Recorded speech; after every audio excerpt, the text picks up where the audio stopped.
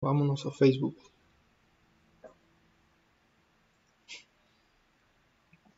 Hola a todos, amigos, Dios los bendiga. Estamos transmitiendo en vivo y estamos con algunos hermanos y amigos de la iglesia, Comunidad Cristiana Remanente, y hoy vamos a ver la segunda parte del estudio ¿Por qué Dios permite el mal? Vamos a esperar un poquito, voy a compartir brevemente este link del live en algunas páginas, así que una vez en cuanto lo comparta, iniciamos.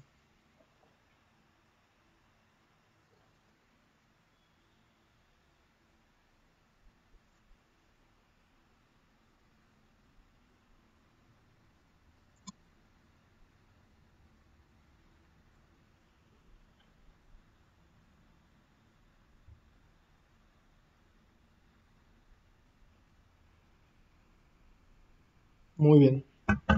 Bueno, ya estamos.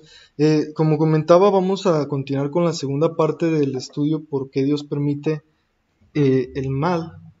Este estudio, como comentamos la semana pasada en la parte uno de la introducción, es un estudio muy relevante, muy importante y nace de la necesidad de comprender por qué Dios permite el mal, que es una pregunta válida que muchas personas se pueden llegar a hacer.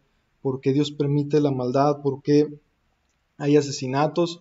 ¿Por qué hay terremotos? ¿Por qué hay temblores? Y más actualmente, ¿no? La pregunta, ¿por qué nos enfermamos?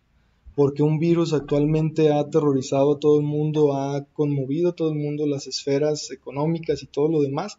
Entonces, aún antes de que pasara todo esto, es una pregunta muy profunda y como compartíamos la semana pasada, eh, déjenme comparto la pantalla a todos aquellos que están en el link de Google Meet. Voy a compartir mi pantalla. Creo que ya la estoy compartiendo, ok. Es que me confundí porque estoy, a la vez estaba compartiendo aquí mi propia cámara. Bueno, los que ya están en Google Meet pueden ver la pantalla. Si no, si siguen viendo mi cámara, denle clic a donde dice, bueno, a donde se ve una presentación ahí de fondo. Es la diapositiva o es el PDF que vamos a ver, es la presentación que vamos a basar esta enseñanza. Y bueno, comentaba que es un tema que cae en buen tiempo porque se necesita analizar, se necesita responder por qué Dios permite el mal y la gente necesita una respuesta y aún nosotros necesitamos comprender a lo que dice la Biblia, lo que dice a la palabra de Dios respecto a esta situación, ¿no? Todos hemos estado en malos ratos, todos hemos tenido dificultades y si bien es cierto, hay una respuesta pastoral. Yo comentaba que estamos abordando la cuestión racional y también vamos a abordar un poco la cuestión pastoral, pero este estudio bíblico o este estudio de este tema es un poco más apologético. Para los que no estén familiarizados con el tema, con el término apologético, quiere decir que es una enseñanza con un enfoque a racional, lógico, filosófico de la cosmovisión cristiana o de la fe cristiana. Ciertamente vamos a usar la Biblia como base, estamos usándola, pero vamos a hablar acerca de cuestiones teológicas, cuestiones filosóficas, y en ese sentido la apologética es una área de la teología que se enfoca en la defensa de la fe cristiana. Y cabe aclarar pues que Dios no necesita que lo defiendan. Él es Dios, Él es santo, él independientemente de quien haga berrinche lo que haga, Dios no deja de ser ni ser quien es. Sin embargo, la fe cristiana y más bien los cristianos tenemos la obligación de dar una respuesta a las preguntas de las personas y de todo aquel que demande razón de nuestra esperanza, dice el apóstol Pedro.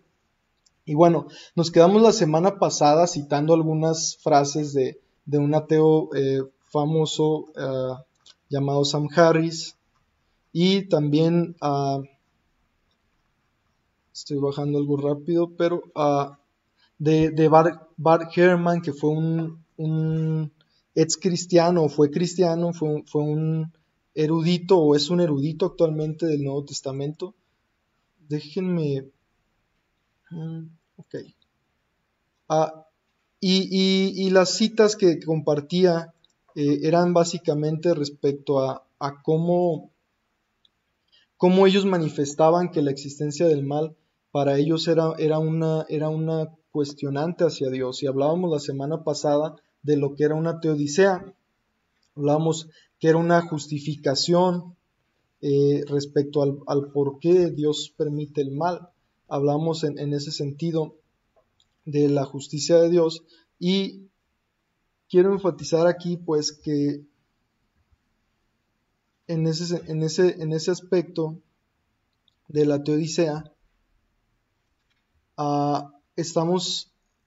tenemos el propósito de explicar las verdaderas razones por las que Dios permite el mal.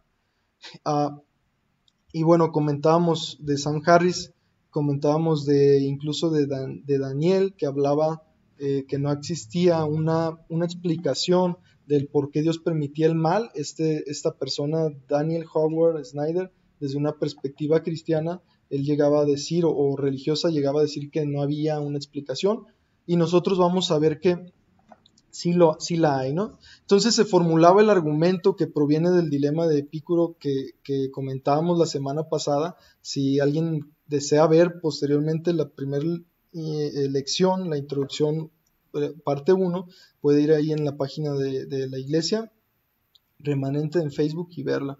Pero desglosamos este argumento, ¿no? Si Dios es bueno, quiere terminar con el mal. ¿Cuántos dicen que Dios es bueno? Bueno, creemos que Dios es bueno. Entonces quiere terminar con el mal, ¿no? Segundo, si Dios es omnipotente, o sea que es sumamente poderoso, puede terminar con el mal. Y el mal existe, y el argumento original ateo decía, por lo tanto Dios no existe, ¿no? Y ahí explicábamos el por qué este argumento falla, perdón, y poníamos unos complementos que están aquí en rojo. Hablábamos de que este dilema básicamente consistía en que como Dios es bueno y como es poderoso, entonces si no elimina el mal del mundo, pues entonces o es malo o no es todopoderoso. Entonces el ateo común concluye que Dios no existe, ¿no? Y aquí hablábamos en el enunciado 2, segundo, dice: Dios es omnipotente, puede terminar con el mal cuando desee. El mal existe todavía, por lo tanto Dios terminará con el mal. Y de esta manera enfrentamos este argumento y vamos a ir indagando en la teodicea, en las justificaciones o en la justificación de por qué Dios permite el mal. Hablábamos, y quiero detenerme un poquito aquí, de que hay un conflicto emocional mayoritariamente para aquel que dice Dios es malo, o no puedo creer en un Dios bueno y amoroso que permite que mi madre o que mi padre hayan muerto de cáncer. Hablábamos que muchas veces tiene un énfasis emocional, hasta quizá las cuestiones más burdas, ¿no? De que cuando yo era niño le pedí a Dios que hiciera esto en mi vida y pues no pasó, entonces la gente no creía en Dios, ¿no? Quizás es un ejemplo burdo, pero ciertamente hay que reconocer, hay ejemplos muy gruesos, ¿no? De gente que perdió a sus seres queridos. Por ejemplo, yo me pongo a imaginar hace unos meses, o ya quizá pasa de medio año, fallecieron una pareja de recién casados. No sé si se acuerdan que un futbolista los había embestido con un Mustang y bueno, hizo añicos el auto. Entonces, ponte a pensar por un momento, qué tremendo, ¿no? O sea, qué tremendo el enfrentar ese tipo de cosas. O alguien que le detectan cáncer, o alguien que le detectan una enfermedad terminal, o alguien que tiene una pérdida familiar, alguien que lo secuestran. Es por eso que hablábamos que esta pregunta es una pregunta de las más complejas y como cristianos tenemos que reconocerla.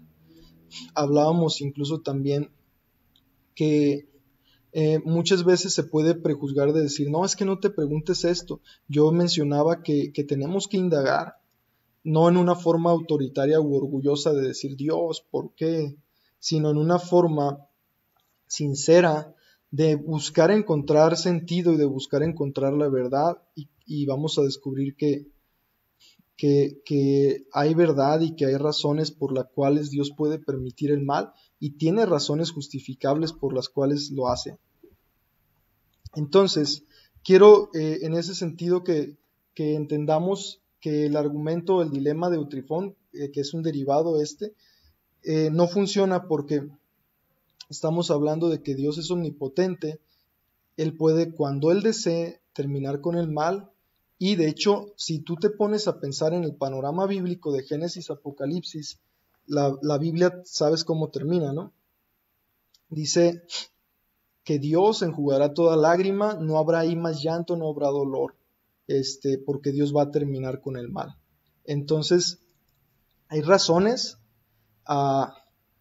para hacerse esta pregunta, hay razones muy gruesas de muchas situaciones, no debemos de desestimarlas, pero debemos de reconocer que muchas veces es una cuestión emocional, ¿no? Recordarán los que estaban en la lección de la semana pasada que Sam Harris hacía un postulado emocional, ¿no? Él decía, ¿qué pasará hoy si yo no puedo creer como en un Dios bueno, si sé que quizá en este momento estén violando a una niña, estén asesinando a una persona, ¿no? Es un factor emocional. Y la emoción no es racional. Entonces nosotros vamos a tratar la cuestión racional y también vamos a dar en esta lección, en esta segunda parte de la introducción, una perspectiva pastoral. Muy bien, entonces como ya vimos que este argumento no representa un problema, porque si bien es cierto, el que Dios sea bueno, el que Dios sea omnipotente, no significa que vaya a eliminar la maldad cuando el ser humano quiera, ¿no? De hecho, recuerdo brevemente que hablábamos de que qué pasaría si Dios decidiera eliminar el mal el día de hoy. Ningún ser humano estaría en la faz de la tierra. Entonces, vamos a partir ahora de definir los términos. ¿Qué es la maldad? La maldad en sí se plantea como la oscuridad, como la ausencia de luz es a la oscuridad. De la misma manera, la maldad se plantea como la ausencia del bien. O sea, es lo que debe no ser. En otras palabras, la maldad es la ausencia de la bondad, de todo lo que significa el bien, de todo lo que representa la bondad. Y en este sentido, nosotros podemos abordar que en sí la maldad, para poderla distinguir, debes de tener un referente. No sé si me explico. O sea, cuando tú dices, esto es bueno, esto es malo, necesitamos recurrir a un referente moral. Inclusive cuando yo digo esto es feo, esto es bonito, recurrimos a un referente estético. Quizá en ese aspecto de la estética es más subjetivo, ¿no? Pero tenemos que referirnos tenemos que ir hacia un referente. Entonces la maldad en este sentido es la ausencia del bien. Y quiero leerte una frase de C.S. Lewis, que la tengo aquí en otra nota. Voy a ver si la puedo pasar.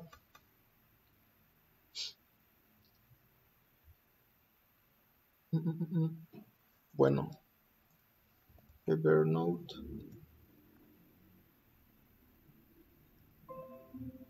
Creo que esto...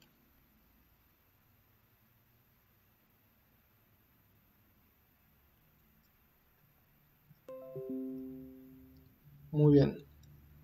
Quiero remitirme a una cita de C.S. Lewis sobre el mal y ilustra un poco de lo que estoy hablando. Creo que todavía los que están en Google Meet sí me ven, ¿verdad? Aunque se ve más chiquito.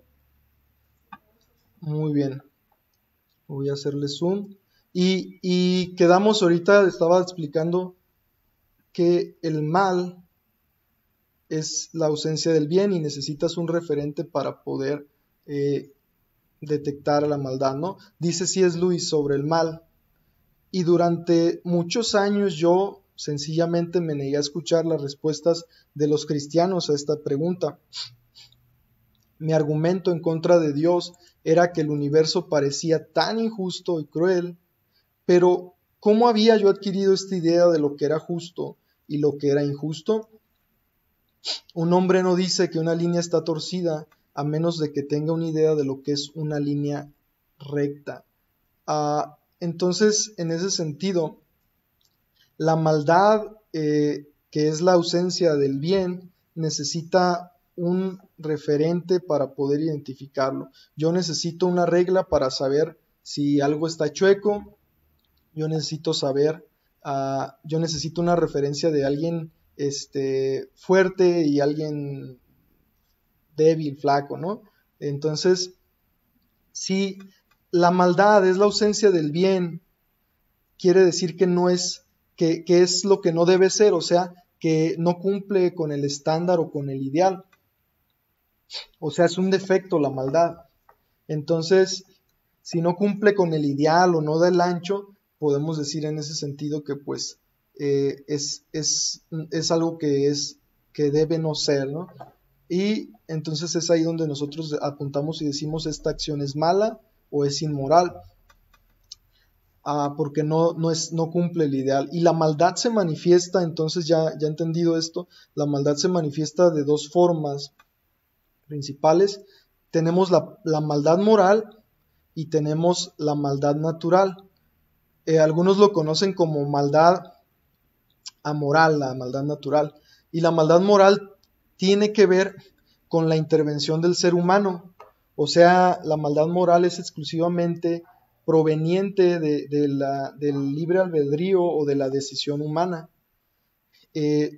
Chismes, calumnias, violaciones, abuso a menores, manejar ebrio, tortura, asesinato, todas estas son acciones y son ejemplificaciones de maldad moral que provienen pues de una persona o de un agente, una entidad moral libre que decide hacerlo, ¿no? Que decide torturar, que decide calumniar. Entonces la maldad moral proviene de agentes moralmente libres. La maldad natural tiene que ver con maldad que se deriva por hechos de la naturaleza, un terremoto, la enfermedad, un tsunami, aunque algunos especulen, ¿no? Pero ya es meramente, es salirnos del tema, ¿no? Especulan por ahí algunos conspiracionistas que alguien está generando terremotos, ¿no? O hasta muchas cosas. Pero a lo que voy es de que la maldad natural la podemos identificar porque proviene pues de la naturaleza, así sencillamente, un cataclismo, pues no es una decisión moral de un agente libre que dice, ¿sabes qué? Voy a crear un cataclismo. Sin embargo, pues una persona, un agente libre, sí puede decir, voy a robar. Entonces, así explicamos o dividimos la cuestión de la maldad moral y la maldad natural. No sé si hay hasta aquí alguna pregunta, pueden dejar algún comentario o alguna pregunta, pero bueno, como saben, las preguntas y todo lo demás lo vamos a aterrizar al final de la lección, ¿va? Entonces, esos son los dos tipos de maldad. La maldad es la ausencia del bien, es un defecto, no cumple el ancho y bueno, surge como la ausencia del bien. Dice aquí una frase, a decir verdad, casi todas las cosas que los humanos se hacen unos a otros se hacen unos a otros por las que son ajusticiados o encarcelados. Son actividades que suceden todo el tiempo en el mundo natural. O sea, hay una comparativa, muchas de las cosas que nos ocurren como seres humanos, pues está en la parte de la intervención humana, pero también en el mundo salvaje, por así decirlo, hay muchas cuestiones que se pueden comparar con los humanos, ¿no? Por ejemplo, los animales que se comen a sus crías. Eh, Se puede comparar con la gente que abandona a los niños, ¿no? O igual los que cazan, los animales que cazan a su presa, con las personas que pues secuestran o asesinan a otra persona, ¿no? Charles Darwin, el forjador de la teoría de la evolución, fue cristiano, es lo que se rastrea a través de su bisnieto, si no me equivoco. Él en algún momento de su vida fue creyente. Sin embargo, él se desilusiona. Muchos pudieran pensar que dejó de ser creyente a causa de la teoría evolutiva, ¿no? Y la razón es que no. La razón es que él dejó de ser creyente precisamente por ver el mal y no poder soportarlo o no aceptarlo o etcétera, ¿no? Entonces, él escribe esta frase, dice referente a la maldad natural, él dice, matar, el acto más criminal reconocido por las leyes humanas, es cometido por la naturaleza a todo ser viviente. Y en muchos casos, luego de colosales torturas dignas solo de los grandes monstruos, la naturaleza enclava a hombres, los destroza con atropello, los lanza a ser devorados por bestias, los quema vivos, los aplasta con rocas como el primer mártir cristiano, los mata de hambre, los congela con frío, estamos hablando del mal natural, la naturaleza, los envenena con el rápido o lento veneno de sus exhalaciones y tiene cientos de horrendas formas adicionales de muerte en reserva. Charles Darwin, por ejemplo, aquí en exhalaciones, yo me imagino que está haciendo un lenguaje figurado de volcanes que explotan, congela con el frío, fríos extremos, ¿no? Gente que ha muerto por fríos extremos, erupciones volcánicas, temblores, ataques de bestias. Entonces, él encuentra que esta maldad moral, perdón, que esta maldad natural en el mundo, pues es algo que se encuentra, o sea que antes de decir que en el mundo hay gente asesina, pues te des cuenta que primero el mundo mismo o la naturaleza misma es asesina, ¿no? Y él vuelve y continúa en ese sentido y dice, me parece que hay demasiada miseria en el mundo y fíjense bien lo que dice, no me puedo convencer que un Dios bondadoso y omnipotente haya creado a propósito la avispa parasítica con la intención expresa que sus crías se alimenten dentro de los cuerpos de las orugas o que el gato juegue con el ratón antes de devorarlo. Bueno, en este contexto, hermanos, amigos de la maldad natural, vamos a ver un ejemplo. No sé si ustedes conocían la avispa parasítica.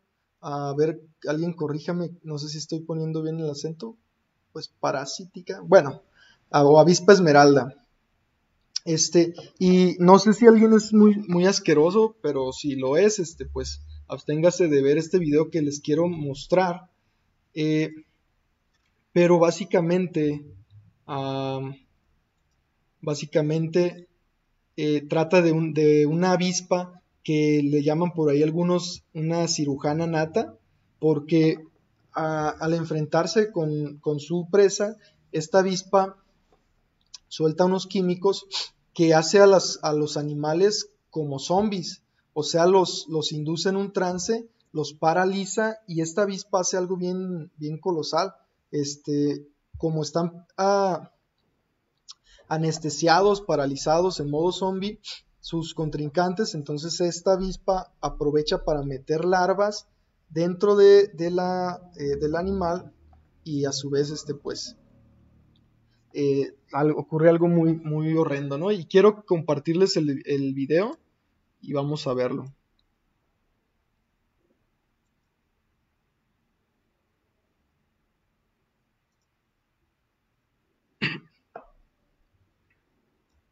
Dice Ricardo que una vez le tocó ver uno en acción.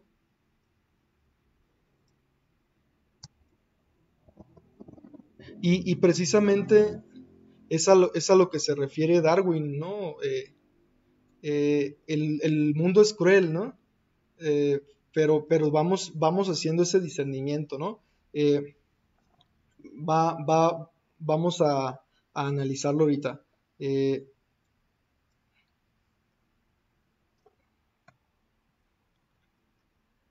Os presento a la avispa esmeralda. El propósito de su brillante y llamativo colorido es desconocido. Esta cucaracha es justo lo que andaba buscando. No obstante, la ataca. Es mucho más grande y fuerte que ella. Primero le inyecta un veneno que paraliza las patas delanteras de la cucaracha. Esto impide a la cucaracha que pueda repeler a la avispa. Ahora le inyecta un segundo veneno directamente en el cerebro. Este segundo veneno la vuelve dócil por completo. Y es asombroso que al instante, la cucaracha ya no responda ante el peligro. No la matará, la quiere viva.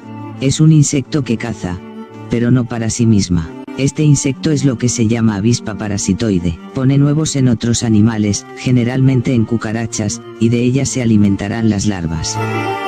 Mantienen a los huéspedes vivos mientras las larvas devoran su interior, asegurándose así una despensa repleta de comida fresca. Las avispas parasitoides son unos de los enemigos naturales más abundantes y, probablemente, uno de los menos comprendidos desde un punto de vista ecológico. Muchas de ellas son beneficiosas para los humanos porque controlan poblaciones de plagas en la agricultura. Una vez hecho todo esto, la avispa corta las antenas de la cucaracha.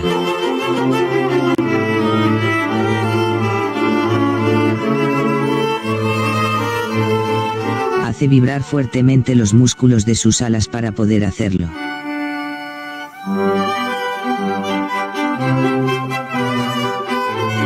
Los científicos creen que hace esto para probar su sangre. Parece ser que es la forma de saber la efectividad del veneno suministrado en la cucaracha. Es fundamental que la cantidad de veneno sea la justa. Una cantidad de veneno muy alta podría matar a la cucaracha demasiado pronto, y así pondría en peligro la vida de su futuro retoño.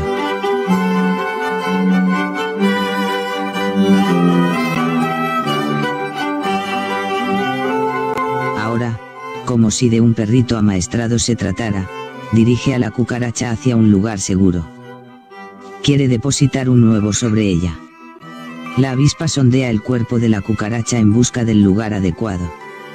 Una vez encontrado, deposita su preciado huevo. La cucaracha servirá de alimento para su cría.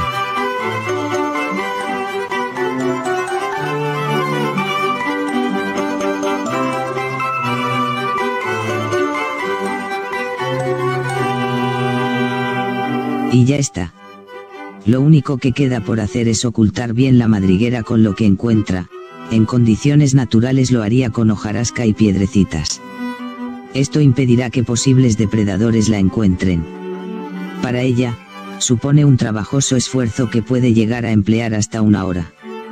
Dentro de la madriguera queda la cucaracha viva, con buena salud pero incapaz de escapar.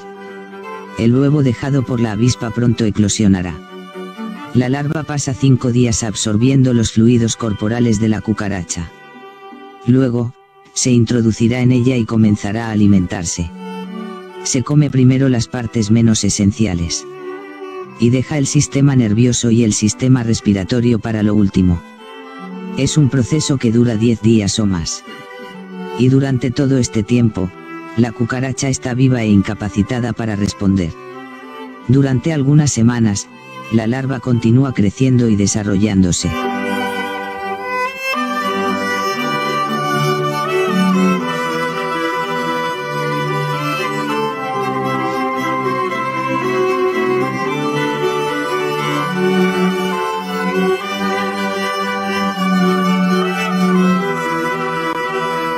Hasta que al final, lo único que queda de la cucaracha es un caparazón muerto y vacío.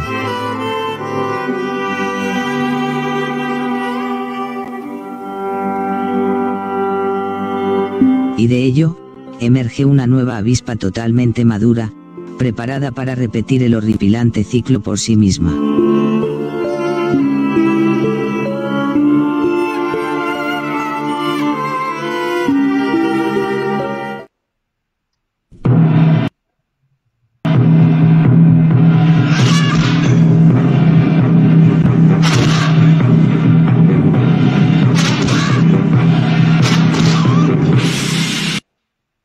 ¿Sí me escucha? ¿Sí se escucha? Ah, ok. Bueno, es que como estoy compartiendo el audio pensé que no se escuchaba. Pero bueno, voy a interrumpir esto. Ahí se está vengando ya la cucaracha, ¿no? Según toda karateca. Pero wow, qué horrible el proceso, ¿no? Digo, para los que les gustaban las cucarachas asadas, ya no van a poder consumir. Pero bueno, está totalmente feo esto que vimos y muchos llegan en ese sentido, ese es el reclamo, ¿no? ¿Por qué, por qué Darwin dice que hay mucha miseria en el mundo y abordando la parte de la maldad natural, ¿no? Dice, no encuentro la razón del por qué pues eh, está esto sucediendo actualmente, ¿no? Me gustaría detenerme aquí un poquito para explicar lo siguiente. Tenemos varios enfoques nosotros en nuestra cosmovisión cristiana y tenemos varias respuestas, pero debemos de notar que gran parte, así como con Sam Harris, Darwin está hablando de la miseria humana como una razón para dejar de creer en Dios. O sea, eh, o al menos en un Dios bondadoso, ¿no? Y lo que no abordan o lo que no alcanzan a percibir es que es un enfoque meramente emotivo en el sentido de que, bueno, ¿quién te dijo que porque hay mal en el mundo Dios no existe? ¿Qué tal? O sea, pudieras hasta postular quizá que es un Dios que, que es malo o que no quiere permitir la maldad o muchas otras cuestiones, pero no deduces que Dios no existe. Pero nosotros, como hablamos en la Teodicea, estamos postulando que Dios permite el mal, que Dios va a acabar con el mal y que por un momento Él está permitiendo el mal por razones que nosotros no vemos en nuestras limitaciones. Y sabemos, por ejemplo, que la Biblia dice que los caminos de Dios son más amplios, ¿no? El panorama de Dios a futuro es más amplio. Incluso yo la semana pasada comentaba que algunas de las razones que pudiéramos encontrar tienen que ver con que hay todo un cúmulo de orgullo en el ser humano y de muchas situaciones que no podrían o que no ayudarían a que reconociera a Dios si no fuéramos mortales, por ejemplo. A pesar de que somos mortales, somos una raza orgullosa, ¿no? Que muchas veces llegamos a prescindir o a decir no necesito a Dios en mi vida. Entonces ahora imagínense con inmortalidad, sin sufrimiento, sin problemas. Entonces Isaías también nos dice, Isaías dice en 65:25, el lobo y el cordero comerán juntos, el león comerá heno como el buey, pero las serpientes comerán polvos. En esos días nadie será herido ni destruido en mi monte santo, yo el Señor he hablado. Esto no está en el guión del estudio, pero quería enfatizar un poco que muchos teólogos llegan incluso a decir que el mal natural, el mal de la naturaleza, se debió a causa de la caída. La doctrina de la caída no solo tuvo una afectación, el pecado humano, la corrupción humana, eso lo vamos a ver más adelante a más detalle, pero quería mencionarlo para tenerlo en el mapa. La caída humana no solo afectó a la humanidad en su lejanía con Dios y en los asesinatos y en todo lo demás, sino que también afectó en la naturaleza, en el mundo. Entonces es por eso, por ejemplo, en este caso, que Isaías postula y dice, el león comerá como el buey, el cordero y el lobo comerán juntos. No sé si alguien ha visto que un lobo y un cordero estén ahí comiendo juntos. Ese es el futuro profético que Isaías está anunciando de parte del Señor, pero si ustedes checan, es un futuro donde no hay esa bestialidad que pudiéramos observar en la naturaleza, ¿no? Entonces, muchos teólogos y comentaristas bíblicos dicen, bueno, es esa causa de la caída, esa causa de que la caída no solo descontroló la relación humana del humano con Dios, sino que también distorsionó la naturaleza. Y la naturaleza se hizo violenta y tomó diversas adaptaciones. Y como ya dijimos, la maldad es la ausencia del bien, es un defecto, es una distorsión. Y bueno, es el mismo planteamiento de David Hume, un filósofo muy influyente, que dice, ¿quiere Dios evitar el mal pero no puede? Entonces es impotente. Puede pero no está dispuesto, entonces es malévolo. Si es que quiere y puede, entonces ¿por qué hay maldad? Esto es una, ¿cómo se dice? Asunción, presuposición de que el que haya mal en el mundo prueba o que Dios es impotente o que Dios es malévolo. O en todo caso, como muchos ateos decían, que Dios no existe, ¿no? Pero esta es una afirmación gratuita. ¿Por qué? Porque como comentábamos la semana pasada también, hay un filósofo y teólogo cristiano que ha explicado que es plausible y que es razonable el creer en un mundo con maldad, que Dios haya permitido crear, o que Dios haya creado un mundo donde Él permite el mal por un bien mayor o por una razón lógica. Bueno, en la Teodicea nosotros respondemos esto que David Hume está planteando. Nosotros respondemos, ok, si me dices que es impotente, no puedes deducir que Dios no puede. Él puede, pero no es a tu tiempo, no es cuando tú lo quieras, ¿no? ¿Es malévolo? No, es benévolo, pero va a resolver el problema del mal en su tiempo. Dios va a acabar con el problema del mal. Y si olvidamos por un momento el problema del mal lógico, y nos hacemos la pregunta, ¿tiene sentido el universo con toda la maldad existente?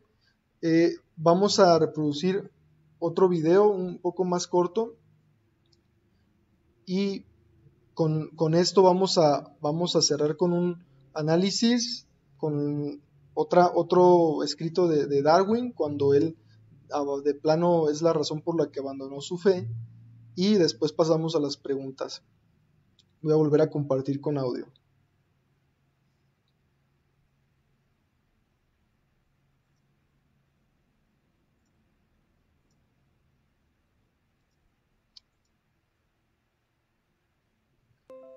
Voy a tratar de leerlo, no sé qué tanto se ve ahí en la pantalla. Déjenme, lo reproduzco un poquito. The presence of evil, pain, and suffering in our No world. sé si alcancen a leer. No sé si quieran que se los lea.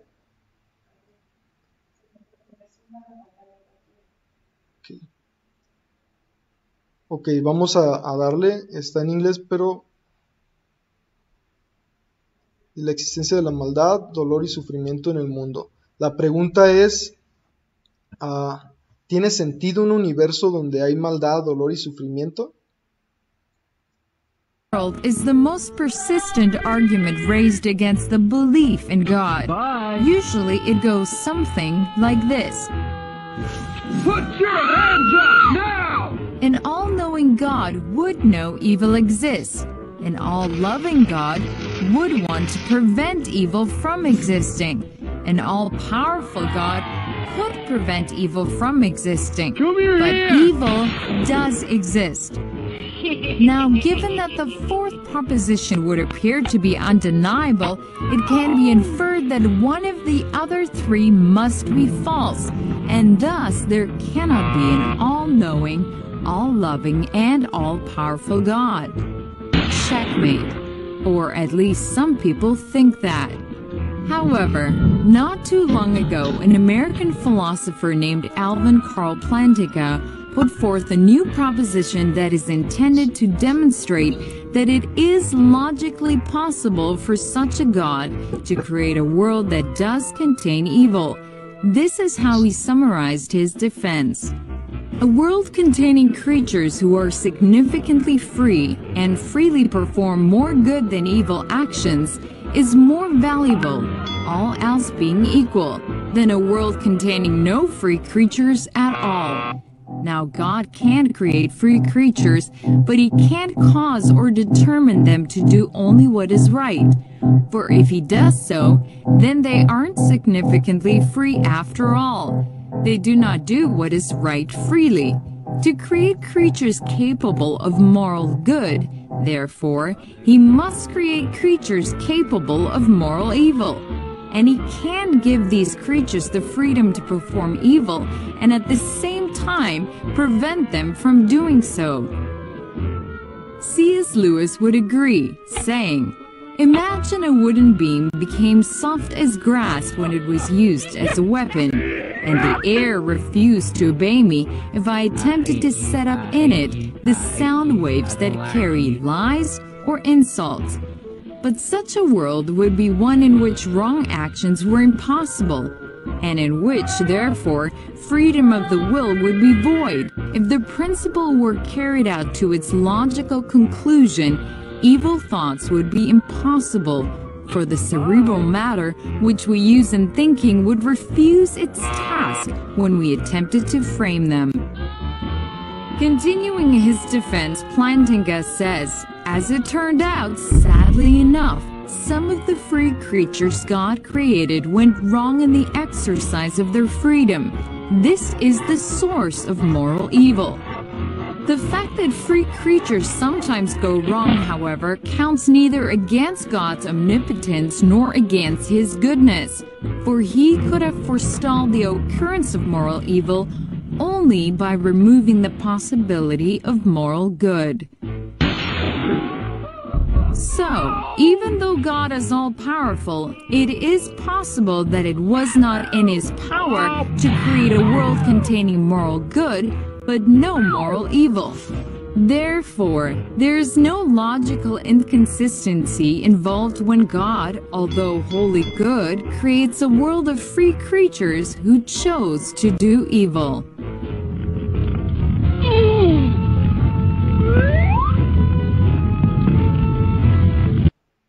Ok,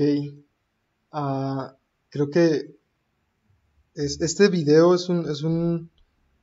A ver si no nos tumban el video por derechos de autor. No se crea.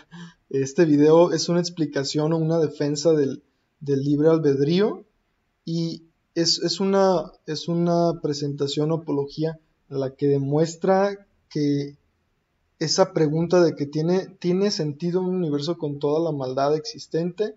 La respuesta es sí, y postula que la maldad moral es generada a causa de que Dios ha permitido o ha creado agentes moralmente libres. La misma capacidad de escoger que me permite escoger el amar, que me permite gozar los mejores beneficios o bendiciones que Dios ha ideado para el ser humano, es la misma capacidad de decisión que me permite accionar la tortura, que me permite accionar el robo, que me permite accionar la maldad moral. Entonces, en este sentido, lo que plantea Alvin Plantinga es que el argumento o el mismo argumento que hemos venido analizando del dilema de Epicuro no es un problema para la existencia de Dios, sino que más bien es lógico y es plausible que Dios en su presciencia, en su sabiduría, en su conocimiento, permita un mundo con seres moralmente libres, con agentes libres que decidan por la bondad o por la maldad. La única forma, y es un tema que vamos a abordar, el tema del libre albedrío, la única forma para que exista bien y para que exista un amor genuino o experiencias realmente genuinas de la realidad, la única forma es permitir el libre albedrío, que el ser humano tenga libre decisión. pero ese mismo privilegio es el que ocasiona que el ser humano ocasione el mal moral. ¿Qué pasaría si Dios nos coaccionara a todos para hacer solamente el bien?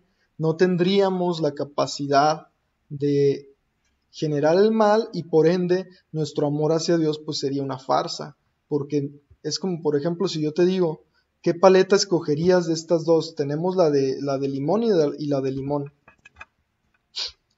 Sí alcanzas a distinguir, o sea, no puedes escoger otra cosa que no sea limón, pues entonces siempre vas a escoger limón. Si no pudieras escoger otra cosa que no fuera la bondad o el bien, entonces pues no tendría sentido el hecho de servir a Dios o de guardarse para Dios, ¿no? De hecho, el ejercicio que pinta Génesis respecto al árbol de la ciencia del bien y el mal, precisamente fungía con ese objetivo, de ejercitar el libre albedrío del ser humano y definir su posición.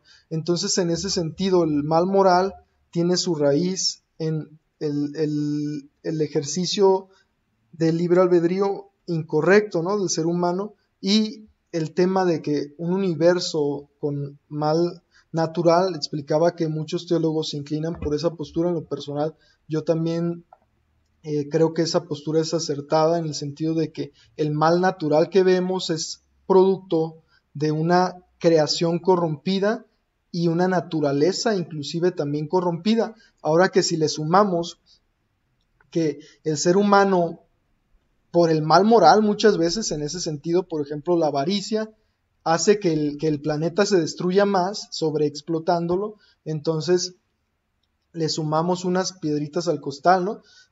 Porque, por ejemplo, si el ser humano explota más el planeta, o sea, hay más contaminación, los tornados, los huracanes cada vez son más fuertes, hay alguna relación entre todo esto, entre la contaminación, y la contaminación, ¿por qué ocurre? Bueno, generalmente ocurre por la sobreexplotación del medio ambiente, que a su vez hay sobreexplotación porque alguien quiere ganar más dinero, ¿no? Hay quien tala árboles, hay quien destruye el planeta, o sea, y hay una consecuencia bilateral en la creación. Entonces yo creo que en el inicio también hay una corrupción en la creación a causa de la caída, que puede explicar el mal natural y lo loco que pareció lo de la cucaracha y de la avispa. Lo bueno que se alcanzó a vengar, ¿no? Pero hay una razón y respecto al mal moral. Y entonces, como resumen respecto a esta pregunta, ¿no?, o este dilema, vámonos directo al dilema o al cuestionamiento de Hume. Respecto a este dilema de David Hume, ¿quiere Dios evitar el mal? Sí, claro que lo quiere. ¿Pero no puede? Claro que puede. Y dice Hume, entonces es impotente. No, más bien, él quiere evitar el mal y puede hacerlo, pero no lo va a hacer bajo la lógica humana o en el tiempo que yo quisiera, ¿no? Que de hecho, Dios en el Antiguo Testamento, hasta cierto punto, su actitud era un tanto distinta al Nuevo Testamento, y si ustedes se acuerdan, era un tanto la actitud más severa, porque vamos a hablar posteriormente de eso, pero porque Dios eliminaba pueblos enteros, ¿no? Inclusive en algunos ejemplos podemos ver que se acababa con el mal de la raíz, en cierto sentido, pero era porque había una actitud distinta, había un tiempo distinto, y vamos a ver ese tema posteriormente, pero lo que voy es de que cuando pasa esto, de repente el ateo, el escéptico, reclama, ¿no? Entonces, ¿por qué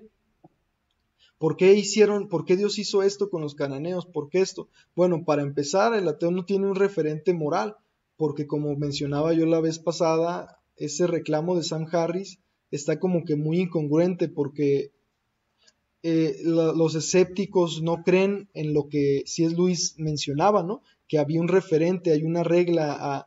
Decía C.S. Lewis, ¿cómo he adquirido la idea de lo que es justo y lo que es injusto? Si el ateo no cree en Dios, entonces no tiene un referente moral. De hecho, muchos son relativistas o subjetivistas, ¿no? Un hombre no dice que una línea está torcida a menos que tenga una idea de lo que es una línea recta. Entonces, en ese sentido, cuando hay este cuestionamiento, se responde a través de la teodicea, que establece eso. Dios no va a resolverlo a tu tiempo, Dios puede hacerlo, todavía no resuelve totalmente el problema del mal.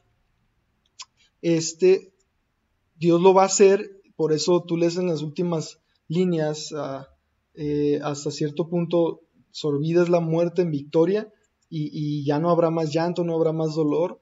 Entonces, este argumento no demuestra la inexistencia de Dios, sino que demuestra que en este sentido el mundo es violento, el mundo es malo, pero desde la cosmovisión cristiana podemos dar una respuesta racional. ¿Por qué hay tanta maldad? Bueno, ya respondimos algunas de estas cuestiones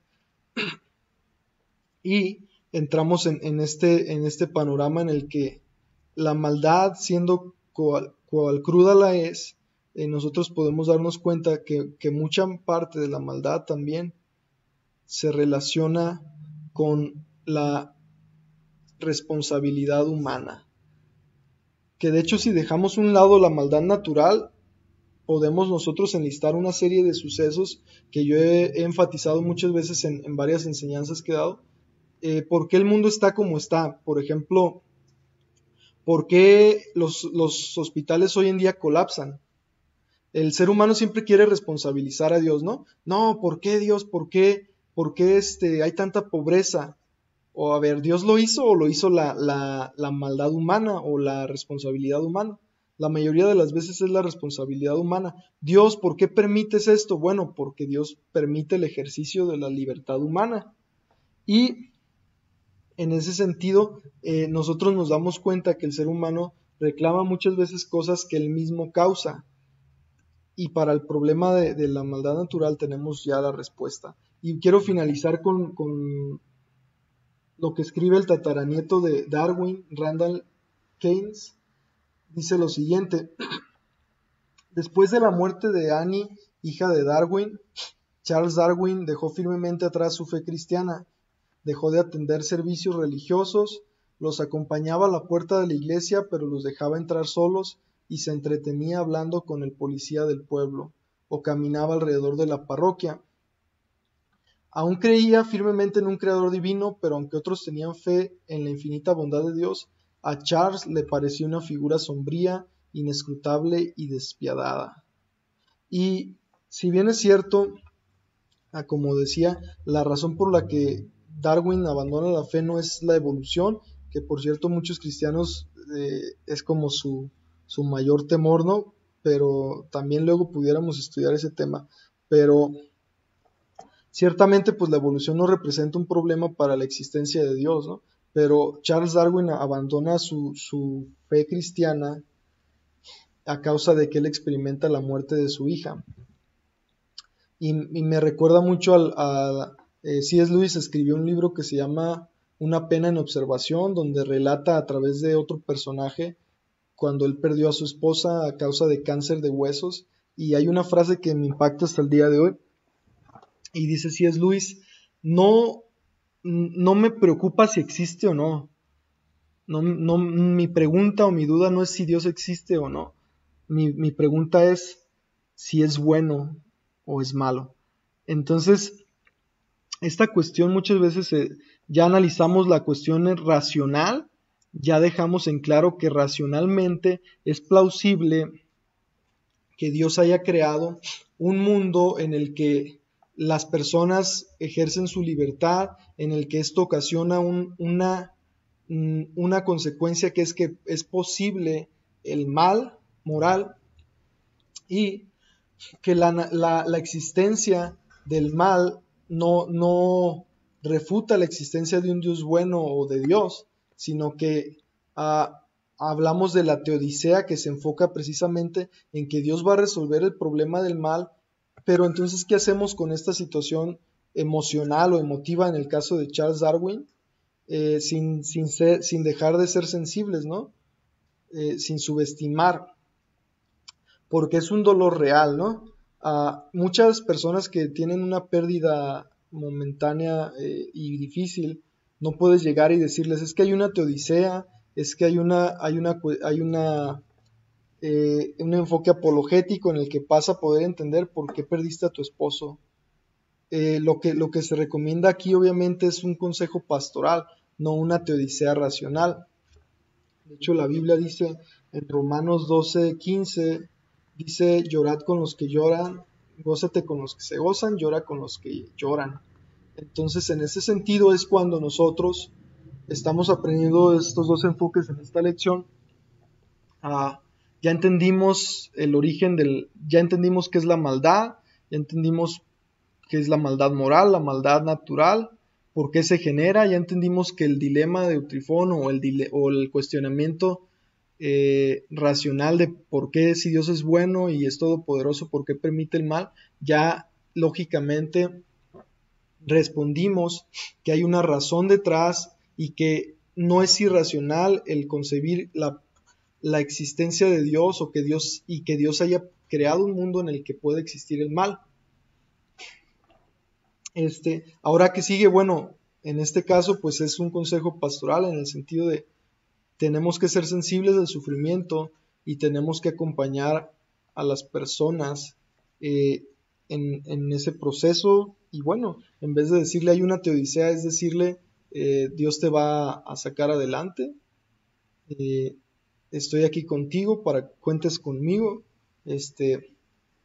y pues hay cosas que no puedes entender, pero Dios puede sanar tus heridas, ¿no? O sea, ese tipo de acompañamiento. Nuestra vida está escondida con Cristo, el cielo no es la postdata de la vida cristiana, es el evento principal. Cuando hablamos de esto, hablamos de lo que comentaba hace un rato, la historia de la Biblia, la historia de Dios termina con Dios solucionando el problema del mal. Entonces, los invito a que reflexionemos en esto y vamos a abrir un espacio para preguntas, para interactuar.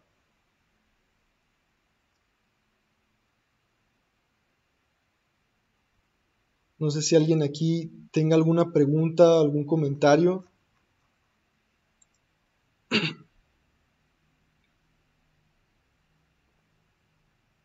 De los que están aquí en Google Meet.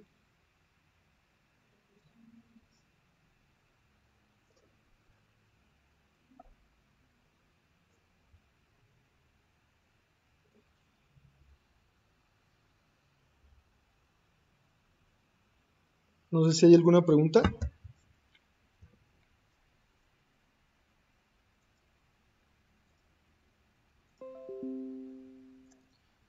De los que estamos aquí en la reunión de Google Meet, ¿no hay alguna pregunta de alguien?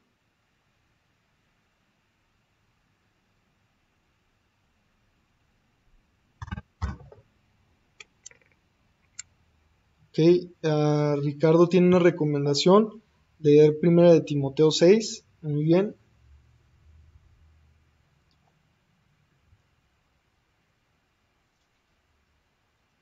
Bueno, si no hay ninguna pregunta, ningún comentario, vamos a concluir este estudio del día de hoy. Igualmente voy a pasar aquí el link para que si alguien quiere estudiar más a fondo este aspecto, bueno, lo pueda hacer. Ok. Muy bien. Entonces, no hay ninguna intervención. Entonces, bueno, como conclusión ya podemos nosotros presentar esta pregunta de por qué Dios permite el mal, y estamos ahorita viendo apenas la introducción. El siguiente tema de la siguiente semana va a ser ¿es Dios el causante del mal? Y vamos a responder desde un enfoque teológico, si Dios es el causante del mal bíblico, y vamos a abordar un poco más de estas razones, y posteriormente las otras lecciones se ponen más buenas porque vamos a ver demoniología, vamos a ver por qué sufrimos por Adán, vamos a ver el juicio de Dios contra los cananeos, la corrupción humana, vamos a verla, y vamos a seguir entendiendo quizá para muchos la explicación del libre albedrío pudiera ser un poco rápida. También la voy a compartir el link, igual lo checan con más detenimiento. Y bueno, pues eso es todo. Vamos a realizar una breve oración y vamos a concluir. Vamos a orar. Los invito a cerrar nuestros ojos y orar. Señor Jesús, te damos gracias, Padre, en esta hora. En el nombre de Jesucristo te bendecimos, declaramos que tú eres bueno, que tú eres maravilloso, Dios, y te damos gracias, te pedimos que nos des sabiduría para estudiar tu palabra y para estudiar estos temas, Señor, que edifiquen nuestra vida, que nos enseñen a cuestionarnos, a preguntarnos y a crecer en fe, a tener una fe sólida, Dios, a tener una fe en ti, puesta en ti, que nos lleve, Señor, a mitigar y a ser agentes de justicia y de mitigación del mal en este mundo, Señor. Gracias por la esperanza que hay en ti, gracias por tu salvación, gracias porque has prometido que un día regresarás y acabarás con el mal. Gracias porque en este tiempo nos das la oportunidad de enmendar a la humanidad y al ser humano, a nosotros, de enmendar nuestros caminos para poder estar contigo y vencer a la maldad, Dios. Gracias. Bendice a mis amigos, a mis hermanos, en el nombre de Jesús. Amén. Dios los bendiga a todos y nos vemos. Y pues espero que para la próxima estemos más participativos. Y igual vamos a promocionarlo un poco más, para que más personas se puedan unir. Y igual pues a compartirlo, ¿va? Dios los bendiga a todos. Saludos.